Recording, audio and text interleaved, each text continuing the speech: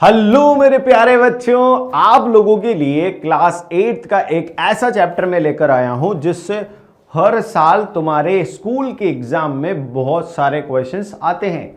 यार ये चैप्टर है रिप्रोडक्शन इन एनिमल। आप सब लोगों ने पहले भी इस चैप्टर से एग्जाम में क्वेश्चन देखे होंगे और फाइनल एग्जाम में तो और ज्यादा मार्क्स के क्वेश्चन आने वाले हैं।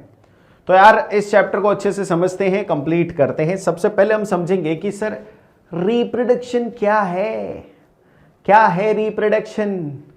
तो यार रिप्रोडक्शन का जो वर्ड है ना, उस वर्ड को थोड़ा सा हम क्या करते हैं, ब्रेक करते हैं। री बोले तो अगेन, री का मतलब क्या होता है, अगेन। इंग्लिश जानते हैं ना तुम लोग, अगेन। प्रोडक्शन बोले तो प्रोड्यूस करना, अगेन प्रोडक्शन। अच्छा, दोबारा प्रोड्यूस करना?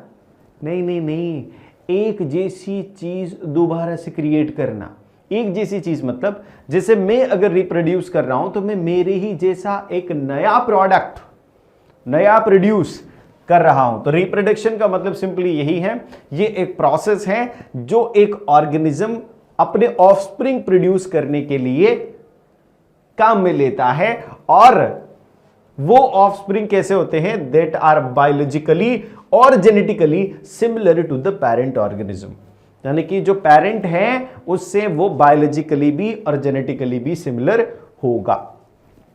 अब ये जो रिप्रोडक्शन की बात है भाई, रिप्रोडक्शन जरूरी क्यों है, इस पर भी कई बार क्वेश्चंस आते हैं कि रिप्रोडक्शन क्या है। एक ऑफस्प्रिंग का जनरेशन। ऑफस्प्रिंग का मतलब मैं आप लोगों को समझा देता हूं।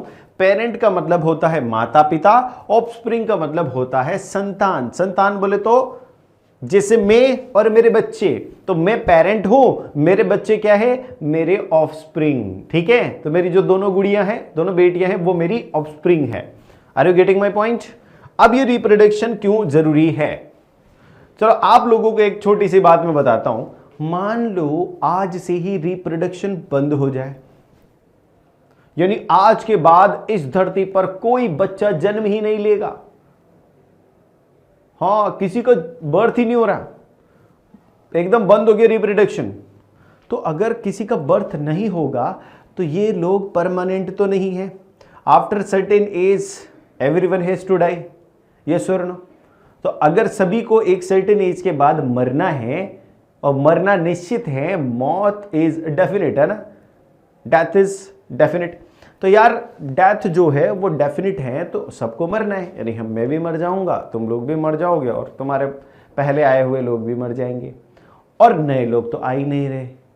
तो क्या ऐसे करके आफ्टर सर्टेन ईयर्स इस धरती से इंसान खत्म हो जाएंगे? क्या एक्सटिंक्शन हो जाएगा इंसानों का? एक्सटिंक्शन का मतलब होता है बिल्कुल खत्म, एक भी नहीं बचा। तो वो एक्सटिंक्शन ना हो इसलिए रिप्रोडक्शन जरूरी है। अगर रिप्रोडक्शन चलता रहेगा तो पुराने लोग निकल जाएंगे, नए लोग आ जाएंगे, यानी दैट स्पीशीज जो है वो कंटिन्यू रहेगी। ठीक है, तो this is necessary for the survival, increase in the population of the species. और if organism do not reproduce, their population decreases and species will extinct। Species जो है वो एक्सटिंक्ट हो सकती है, स्पीसीज खत्म हो सकती है। ये इसका मेन कारण है। दूसरा इसका कारण है वेरिएशंस जो है जनरेट करना। जैसे मैं अपने बच्चे को जन्म देता हूं तो उसके अंदर कुछ कैरेक्टर्स मेरे आते हैं, कुछ कैरेक्टर्स उसकी मम्मी के आते हैं ना। तो जब मम्मी और पापा के कैरेक्टर्स मिलते हैं तो ना तो वो आइडेंटिकली मुझसे सेम है, ना ही वो मम्मी के जैसा है। थोड़े कैरेक्टर्स मेरे हैं, थोड़े उनकी, यानी वेरिएशन आ गई उसके अंदर। We can not say that he और she is exactly identical to the father और मदर।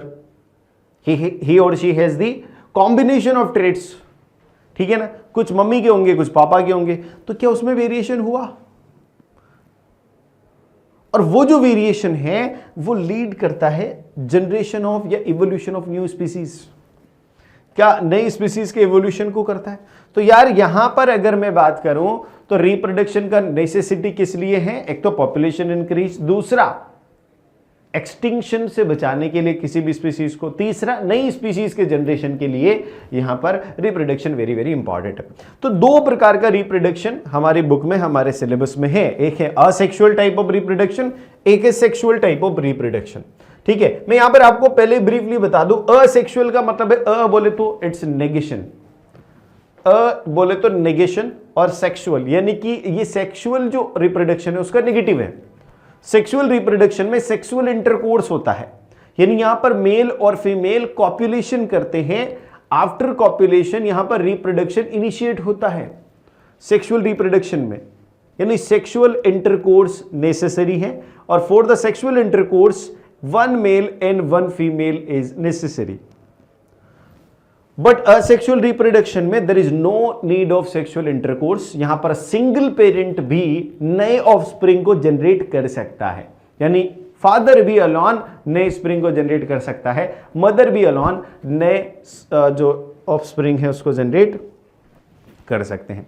तो यहां पर ये असेक्सुअल रिप्रोडक्शन और एक है सेक्सुअल रिप्रोडक्शन।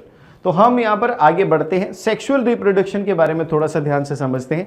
सेक्सुअल रिप्रोडक्शन क्या है? ये प्रोसेस है in which new organism are created by combining the genetic information from two individuals of different sexes, यानी दो इंडिविजुअल्स हैं, दो अलग अलग लोगों से जेनेटिक इंफॉर्मेशन वो कंबाइन होती है और नई ऑफस्प्रिंग जनरेट होती है, और वो जो दो इंडिविजुअल हैं वो दोनों एक दूसरे से ऑपोजिट और डिफरेंट सेक्स के होने चाहिए। सेक्स बोले तो जेंडर, यानी एक फीमेल होना चाहिए, एक मेल होना चाहिए, ऑपोजिट जेंडर्स होने चाहिए।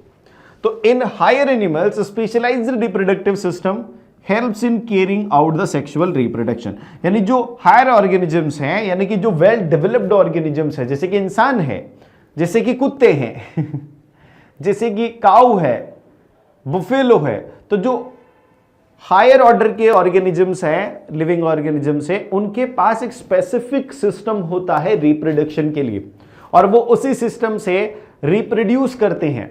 लेकिन जो सिंपलर ऑर्गेनिजम्स होते हैं वहां पर एक स्पेशलाइज्ड सिस्टम नहीं होता है, तो वो अलग तरीके से रिप्रोड्यूस करते हैं। अब हम उस सिंपल सिस्टम का जो भी पार्ट्स होते हैं वो समझते हैं। सबसे पहले मैं मेल रिप्रोडक्टिव सिस्टम के बारे में बात करूं तो इस प्रकार का मेल रिप्रोडक्टिव सिस्टम होता है। आप जानते हैं कि यहां पर जो है हमारे पास किडनी होती है, दो किडनी होती है भाई, होती है कि नहीं होती है?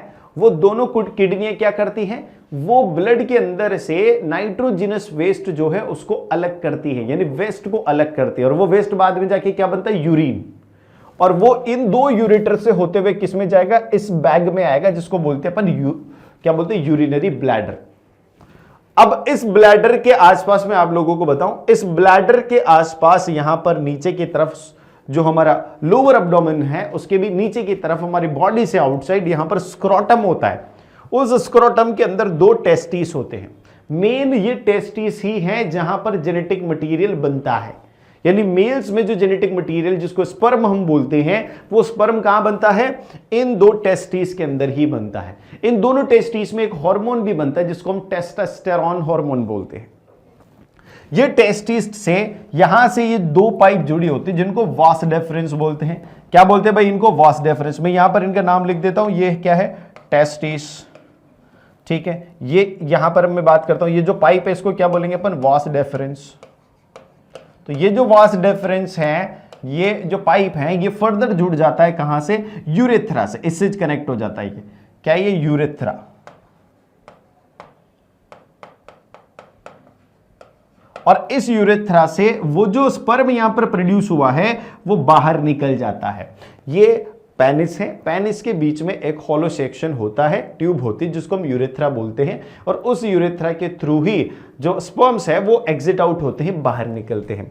ये स्पर्म वास डिफरेंस के थ्रू किस में जुड़ेंगे? यूरेथ्रा में जुड़ेंगे। जैसे जहां से यहां पर हमारे यूरिनरी ब्लैडर है, यहां से यूरिन जो है बाहर निकलता है, यूरेथ्रा में एंटर करता है, तो उसके पास पे ही ये वास डिफरेंस के थ्रू इससे कनेक्ट हो जाते हैं। तो the male reproductive organs include the pair of testis, यहां पर टेस्टिस होते हैं, ठीक है, और two sperm duct that are known as vas deferens and that are connected to the penis.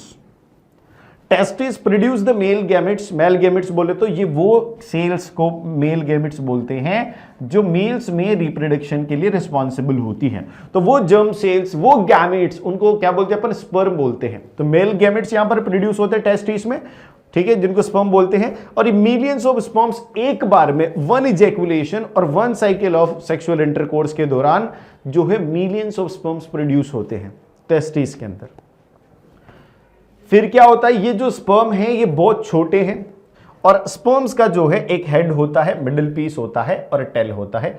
यहां पर स्ट्रक्चर उसकी ऐसे दी हुई नहीं है, लेकिन मैं आपको बना देता हूं। इस प्रकार की लगभग यहां पर स्ट्रक्चर होती है, ठीक है। ये हेड होता है, इसके बीच में जो है यहां पर न्यूक्लियस होता है। और अगर हम बात करें तो इस प्रकार से टेल होती है, बीच में मिडिल पीस होता है, यहां से यहां तक थोड़ा सा। इसके पास यहां माइटोकॉन्ड्रिया होता है, ठीक है। फिर ये टेल होती है। तो each sperm is a single cell with all the usual cell components, यानी कि जो स्पर्म होता है वो स्पर्म क्या होता है, सिंगल सेल होता है, यानी एक सेल होता है। और इस सेल के पास लगभग सारे सेल ऑर्गेनेल्स होते हैं जो एक सेल को सरवाइव करने के लिए जरूरी होते हैं। यूजुअल जो सेल ऑर्गेनेल्स हैं वो इसके अंदर प्रेजेंट होते हैं। फीमेल रिप्रोडक्टिव सिस्टम की अगर हम बात करें बच्चों, तो फीमेल रिप्रोडक्टिव सिस्टम इस प्रकार का होता है। यहां पर आप देखेंगे ये जो पैसेज है जो कॉपुलेशन में पार्टिसिपेट करता है। कॉपुलेशन का मतलब क्या होता है, फीमेल पार्ट और मेल पार्ट। फीमेल में क्या होता है, विजाइना, और मेल्स में क्या होता है, पेनिस। जब आपस में इंटरकोर्स करते हैं, कॉपुलेट करते हैं, यानी एक होलो पार्ट है, एक सिलेंड्रिकल एक्सट्रूडेड पार्ट है।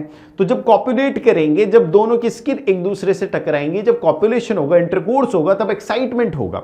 और उसी एक्साइटमेंट के दौरान इजैकुलेशन होगा। इजैकुलेशन का मतलब स्पर्म्स का बाहर आना, किससे, पेनिस से। जब स्पर्म पेनिस से बाहर आएगा तो एंटर करेगा वेजिनल पैसेज में। तो ये होता है वेजिना, वजाइना बोलते हैं इसको, वेजिना बोलते हैं। और यहां पर एक नेरो ओपनिंग होती है जो अंदर जाती है यूटेरस के अंदर। यूटेरस को, ये वही पेट है जिससे कई बार हमारी मम्मियां गुस्से में हमको बोलती है कि 9 महीने तक तुझे मैंने पेट में पाला है। हाँ, तो खाने पीने वाले पेट में नहीं, यूटेरस के अंदर, जिसको गर्भाशय बोलते हैं, हिंदी में गर्भ बोलते हैं, यूटेरस, ये वही पेट है जहां बच्चे पलते हैं। तो ये यूटेरस है। यूटेरस के आसपास 2 ट्यूब्स होती है जिनको हम फेलोपियन ट्यूब बोलते हैं। क्या बोलते हैं बच्चों, फेलोपियन ट्यूब्स। तो ये फेलोपियन ट्यूब्स वो साइट है जहां पर फर्टिलाइजेशन होता है। और ये फेलोपियन ट्यूब जुड़ी होती है किससे, ओवेरी से। ये क्या है, ओवेरी। ओवेरीज के अंदर काफी सारे इमेच्योर्ड एग होते हैं जो बचपन से ही किसी लड़की के अंदर या गर्ल चाइल्ड के अंदर होते हैं। वो एक स्टेज के बाद, यानी आफ्टर प्यूबर्टी, यानी वो एज जब आ जाती है तब अपने आप मैच्योर होना शुरू हो जाते हैं। और every 28 days either of the ovary 1 egg release करती है, 1 मैच्योर्ड एग रिलीज करती है। मैच्योर्ड एग का मतलब क्या है, ऐसा एग जो स्पर्म से, भाई मेल के अंदर गैमेट क्या है, स्पर्म। फीमेल के अंदर गैमेट क्या है, एग। तो वो एग कहां रहता है, वो एग्स रहते हैं कहां, ओवेरी में। और कैसे रहते हैं, इमेच्योर्ड स्टेट में, यानी ये मैच्योर नहीं है। इमेच्योर्ड मतलब ऐसी स्टेज में कि अगर इनको स्पर्म मिल भी गया तो कोई फर्टिलाइजेशन नहीं होगा, यानी कोई बच्चा पैदा नहीं होगा। तो पहले ये उस स्टेज पर आकर मैच्योर होते हैं, और जब मैच्योर हो जाते हैं तो दोनों में से कोई एक ओवेरी एग रिलीज करती है एवरी 28 डेज, यानी हर 28 दिन में, ये साइकिल है, हर 28 दिन में ईदर ऑफ द ओवेरी जो है एक एग रिलीज करती है। एग जब रिलीज होगा तो किस में होगा, ओवेरी, फेलोपियन ट्यूब में। फेलोपियन ट्यूब के अंदर यहां से जो वेजिनल पैसेज से स्पर्म एंटर करा था, वो स्पर्म चलता चलता फेलोपियन ट्यूब में पहुंचेगा और पहुंचकर इस एग के साथ क्लब हो जाएगा, एग के अंदर फ्यूज हो जाएगा। तो the stage of fusion of egg into the sperm या sperm into the egg is called fertilisation. जब ये स्पर्म एग के अंदर मिल जाएगा, एग से चिपक जाएगा, दोनों मिलकर एक हो जाएंगे, दो different cells, sperms and egg मिलकर कंबाइन होकर एक नई सेल बनाएंगे जिसको हम बोलते हैं जाइगोट। और इस प्रोसेस को हम बोलते हैं fertilisation. Are you getting my point? तो मैंने फीमेल रिप्रोडक्टिव सिस्टम भी आप लोगों को समझा दिया है। यहां पर थ्योरेटिकल पार्ट इसका लिखा हुआ है, तो फीमेल रिप्रोडक्टिव ऑर्गन्स जो है वो हमारे पास पेयर ऑफ ओवरी यानी 2 ओवरी होती हैं, 2 ओविडक्ट होते हैं जिसको फेलोपियन ट्यूब भी बोलते हैं अपन, और एक यूट्रस होता है जिसको हम गर्भाशय यानी कि जो यहां पर फर्टिलाइजेशन के बाद बच्चा 9 महीने तक इसी पेट के अंदर रहता है, यहीं पर उसका नरिशमेंट होता है, सारे ऑर्गन्स और सारा पूरा बॉडी सिस्टम उसका डेवलप होता है। The ovary produces female gametes, those are called ova या एग्स। ओवरी वो फीमेल गैमेट्स प्रोड्यूस करती हैं जिनको हम एग बोलते हैं या ओवा बोलते हैं। In human beings a single matured egg, क्या बोला मैंने, a single matured egg is released into the oviduct by one of the ovary, either of the ovary every month. यहां पर एवरी मंथ लिखा है, बट आप ये कॉन्सेप्ट जो मंथ वाला है ये 28 डेज से लेकर चले, एवरी 28 डेज जो है यहां पर ओविडक्ट के अंदर ओवरी से ओव्यूल रिलीज होगा। अब यूट्रस के बारे में अगर तुम जानते हो तो यूट्रस क्या है, यूट्रस बॉडी का वो पार्ट है जहां पर डेवलपमेंट होता है बेबी का, यानी बच्चा 9 महीने तक यहीं पर डेवलप होता है, यहीं पे नरिशमेंट होता है, ठीक है। Like the sperm and egg is also the single cell, ठीक है। ये क्या है, स्पर्म और एग दोनों सिंगल सेल्ड है, कोई इनके पास अनेक सेल और नहीं है। अब प्रोसेस फर्टिलाइजेशन को हम समझते हैं।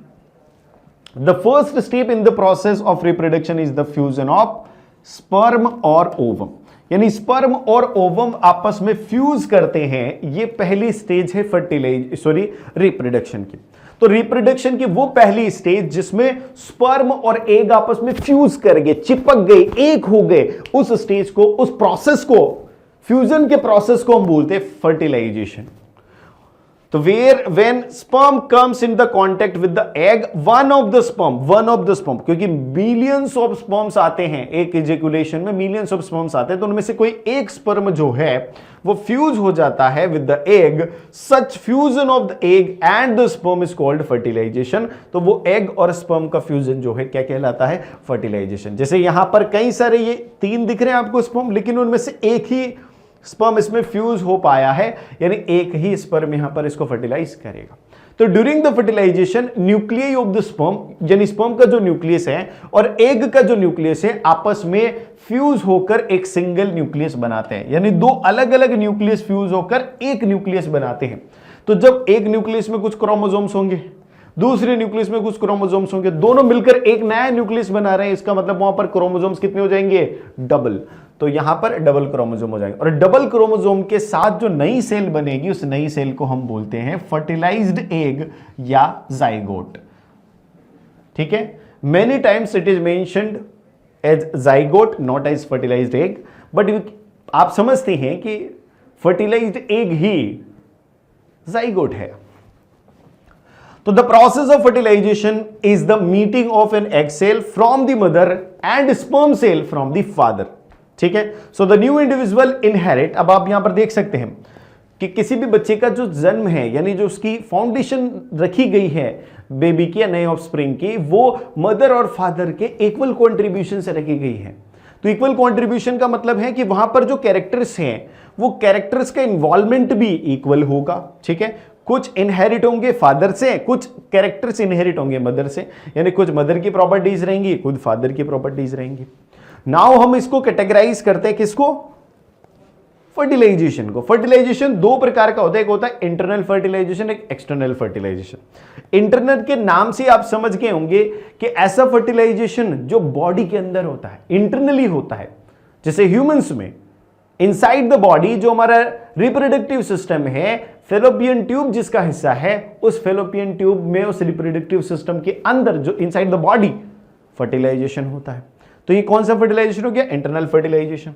एक्सटर्नल में क्या होता है, एग्स जो है बॉडी के बाहर रिलीज होते हैं और स्पर्म भी बॉडी के बाहर ही मिलते हैं उन एग से, और वहां पर फर्टिलाइजेशन होता है। तो when fertilisation occurs outside the body, that kind of fertilisation is known as external fertilisation, ठीक है। तो fertilisation which take place inside the female body is called internal fertilisation.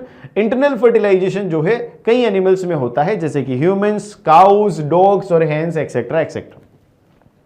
अब यहां पर देखो, फर्टिलाइजेशन की अगर मैं बात करूं तो कई सारे एनिमल्स जो है वो बॉडी के बाहर करते हैं, आउटसाइड द बॉडी करते हैं, और ऐसे फर्टिलाइजेशन को हम बोलते हैं एक्सटर्नल फर्टिलाइजेशन। जैसे कि आपने देखा होगा कि पानी के अंदर जनरली करते हैं। आप देखेंगे ड्यूरिंग द स्प्रिंग और रेनी सीजन, बारिश के समय पर जो है जो फ्रॉग है यानी मेंढक है, फिशेस हैं, टोड्स हैं, ये सब क्या करते हैं, एग ले करते हैं, यानी अंडे दे देते हैं एक बहती धार में, एक स्ट्रीम में, और उसी धार के अंदर, उसी स्ट्रीम के अंदर जो है इनके जो मेल पार्ट हैं वो भी स्पर्म रिलीज कर देते हैं। तो स्पर्म और ओवम का वहां पर सिस्टम क्या है, एक्सटर्नल फर्टिलाइजेशन होता है, बाहर उसका फर्टिलाइजेशन होता है। तो unlike hen's egg, frog's egg is not covered by the shell. जैसे मुर्गी के अंडे में ऊपर कवर होता है, शेल होता है, वैसे किसके अंदर नहीं होता, वो फ्रॉग होता है यानी मेंढक जो होता है उसके अंडों में ऐसा नहीं होता। It is comparatively very delicate. तो लेयर ऑफ जेली होती है जो होल्ड करती है एग को टुगेदर, यानी उस एग के अंदर के जो कॉन्स्टिट्यूएंट उस पूरी सेल को होल्ड करने वाली चीज क्या है, जेली की एक लेयर है जो एग को प्रोटेक्शन प्रोवाइड करती है। और जब उसके ऊपर मेल सेक्स गैमीट आता है तो वो उसको छेदता हुआ उस प्रोटेक्टिव लेयर को बर्स्ट करता हुआ अंदर फ्यूज हो जाता है। तो as the egg are laid the male deposits sperms over them, each sperm swims randomly in the water with the help of its long tail, the sperms come in the contact with the egg, this results in fertilisation. तो जैसे sperm यहां पर egg के contact में आ जाएगा, fuse हो जाएगा, तो उसको फर्टिलाइजेशन बोल देंगे, सारा फर्टिलाइजेशन बाहर हो रहा है। तो this type of fertilisation in which the fusion of gametes, male और female gametes, takes place outside the body of the female is called external fertilization। और ये बहुत कॉमन है जनरली एक्वेटिक एनिमल्स में। आप यहां पर ये जो चीजें मैं आपको बताता जा रहा हूं इनको मार्क करते जाएं। This external kind of fertilisation is very common in the aquatic animals like fishes, starfish, toads, frogs etcetera etcetera. Are you getting my point? अब हम बात करते हैं डेवलपमेंट ऑफ एम्ब्रायो की। जो जाइगोट बना है, ध्यान से समझना, जाइगोट क्या है, फ्यूजन ऑफ स्पर्म और एग। तो इन दोनों सेल्स के फ्यूजन से एक जो सिंगल सेलुलर ऑर्गेनिज्म बना है जिसको जाइगोट बोलते हैं। Now this zygote starts developing. तो जाइगोट सेल डिवीजन करेगा, यानी एक सेल से दो सेल बनाएगा, और इस प्रकार से वो फर्दर डिवीजन करता करता पूरा का पूरा बॉडी ऑर्गेनाइजेशन बना लेगा। तो यहां पर हम एम्ब्रायो की बात करते हैं। तो एम्ब्रायो क्या है, ये जाइगोट फॉर्मेशन का रिजल्ट है जो डेवलप होना शुरू हो जाता है। शुरू होकर किस में डेवलपमेंट होता है, पहले एम्ब्रायो, यानी फर्स्ट स्टेज जो आती है after zygote, that is embryo. Zygote divides repeatedly to give rise to a ball of cells. एक सेल्स की, काफी सारी सेल्स की एक बॉल बनती है जाइगोट के मल्टीपल और बहुत ज्यादा फास्ट डिवीजन से, और वही चीज कहलाती है एम्ब्रायो। तो the cell then begin to form groups that develop into the different tissues, organs of the body, और this developing structure is termed as embryo. ठीक है, तो जाइगोट क्या होगा, डिवाइड होकर एक ग्रुप ऑफ सेल्स बनेगा, और वो उस ग्रुप ऑफ सेल्स से फर्दर टिश्यूज और ऑर्गन्स डेवलप होना शुरू हो जाएंगे।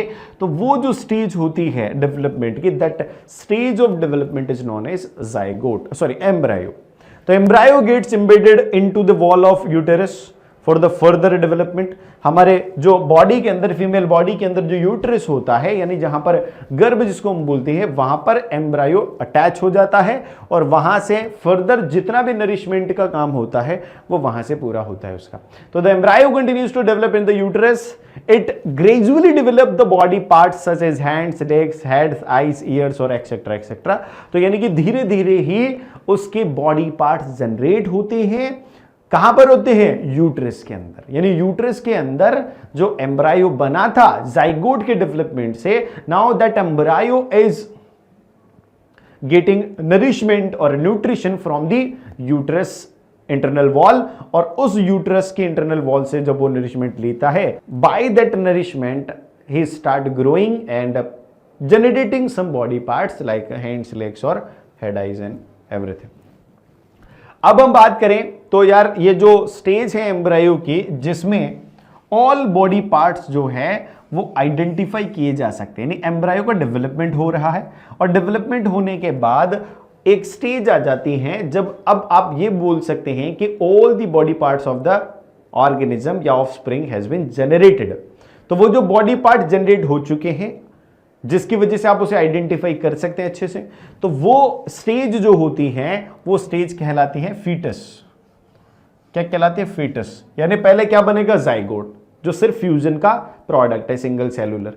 फिर उस सिंगल सेलुलर से काफी सारी सेल्स बनती है डिवाइड होकर, और वो क्लब होकर एक बॉल की तरह का स्ट्रक्चर बनाती है जो फर्दर डेवलप होना शुरू होता है इनटू द फीटस। तो वो जाइगोट कहलाता है। फिर जाइगोट के बाद उसके बॉडी ऑर्गन्स बनना शुरू हो जाते हैं, और जब आइडेंटिफाइबल बॉडी ऑर्गन्स बन जाते हैं सारे के सारे, फिर उस स्टेज को हम फीटस बोलते हैं। When the development of foetus is complete, और जब फीटस का डेवलपमेंट कंप्लीट हो जाता है, यानी हाथ, पांव, कान, नाक सब बहुत अच्छे से बन जाते हैं, तो आफ्टर दैट उसको मदर जो है give birth to the baby, और उसको जन्म दे देती है, यानी उसको पेट के अंदर से बाहर निकाल दिया जाता है और वो अब एक बेबी बन जाता है कि नहीं? तुम भी बेबी हो। हाँ, तो वही। अब और बात अगर अपन थोड़ा सा आगे करें, तो ये जो undergoes the in which animal undergoes the external fertilization, यानी जो एनिमल्स हैं वो एक्सटर्नल फर्टिलाइजेशन करते हैं, तो ऐसे एनिमल्स में जो एम्ब्रायो है वो फीमेल बॉडी के बाहर ही बनता है, वही सारा का सारा डेवलपमेंट होता है।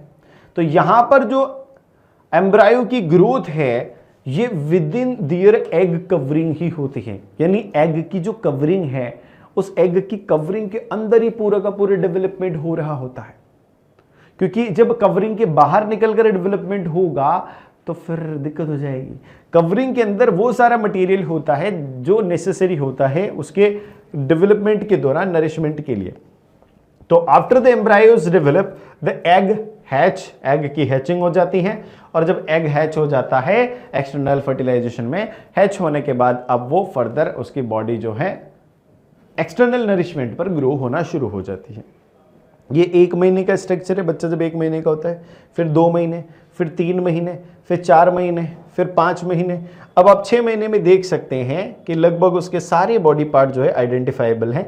7 मंथ में और अच्छे से ग्रोथ हो गई है। 8 मंथ में लगभग सारे बॉडी पार्ट्स जनरेट तो हो चुके हैं, ग्रोथ भी हो चुकी है। 9 मंथ में वो रेडी होता है डिपार्चर के लिए, एक्सटर्नल दुनिया में कदम रखने के लिए। ठीक है, अब 2 अलग प्रकार के फर्टिलाइजेशन और एनिमल्स के बारे में हम बात करेंगे। एक है वाइविपेरस और एक है ओविपेरस। ठीक है, तो वाइविपेरस और ओविपेरस जो है उनमें बेसिक डिफरेंस आप लोग अभी बहुत आसानी से समझ जाओगे।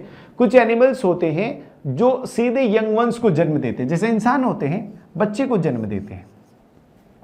तो ऐसे एनिमल जो सीधे बच्चे को जन्म देते हैं वो अलग प्रकार के हैं। कुछ ऐसे होते हैं जो सिर्फ अंडे देते हैं, वो अलग प्रकार के होते हैं।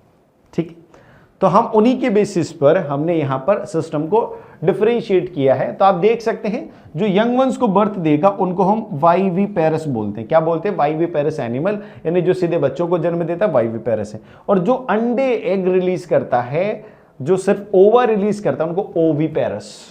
Is it clear? तो जो बच्चे देता है उसको वाइविपेरस और जो एग देता है उसको ओविपेरस। अब एक प्रोसेस होती है मेटामॉर्फोसिस। मेटामॉर्फोसिस जो है इस पर कई बार एग्जाम में क्वेश्चन आया है कि व्हाट इज मेटामॉर्फोसिस, आप इसको अच्छे से समझ लें।